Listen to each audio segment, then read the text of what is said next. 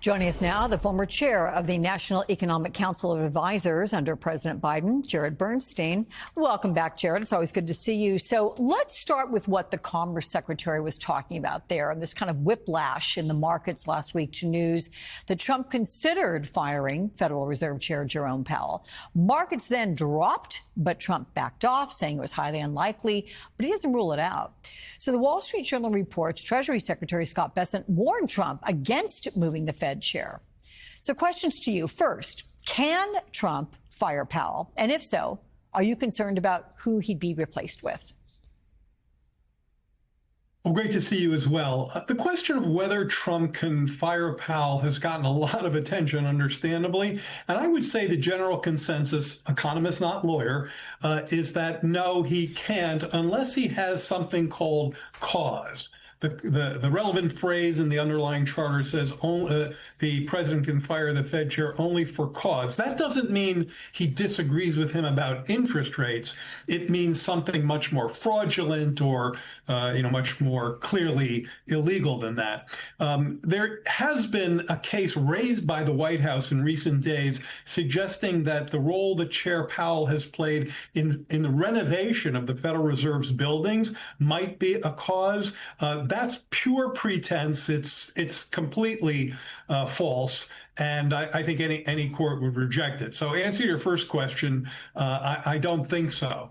That doesn't mean they won't try, and that would be extremely wrong-headed. Scott Bessent is on much more solid ground here, suggesting to Trump that he not fire Powell than the nonsense we just heard from Lutnick. Okay, let me just say regarding that building redo. Powell has said there's no VIP elevator. There is no wraparound terrace. There is no copious amount of marble being used. They're only going to use marble to replace pieces that have been, cracked and that kind of thing. So he denies all of the allegations on that. But a New York Times piece has compared Trump's attempts to reduce the independence of the Federal Reserve to what's happened in Hungary and Turkey in the last couple of decades. So if it's an accurate assessment, what can we learn that can help us predict the U.S. economic future? It is an accurate assessment, and your question is an important one. There's not that many causal relationships that we can clearly identify in economics, but the following is one of them. If the independence of the central bank is compromised, inflation will follow. We've seen that happen time and again. The examples you just gave in Turkey and Hungary are the most recent examples of that, but there have been others, including from our own past.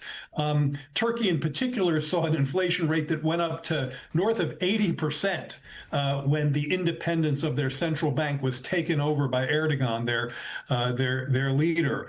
So this is a very clear historical relationship, and it's one that persists here as well. Central bank independence is critical to keeping inflation under wraps, in part because central banks, that's their mission, whereas presidents, they view their mission as just running the economy as hot as possible. So those goals conflict, and the American consumer would be the one who gets hurt from that.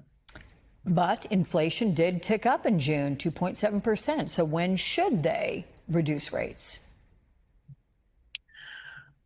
Well, I think that Chair Powell's view, and that of the majority on the Fed board, is that's precisely why they should not yet lower rates, because there's clearly tariff-induced inflationary pressure in this system. We saw that in last week's CPI release, Consumer Price Index, and virtually every analysis I saw recognized that this was clear evidence of the tariffs finding their way into consumer inflation. I happen to think that's probably the tip of the spear, and we're going to see more of that. The way Chair Powell puts it, and he's correct, is we're just driving through the fog here. And when you're driving through the fog, when you have all this uncertainty about the impact of tariffs on prices, you better go slowly and carefully, and that's what he's doing.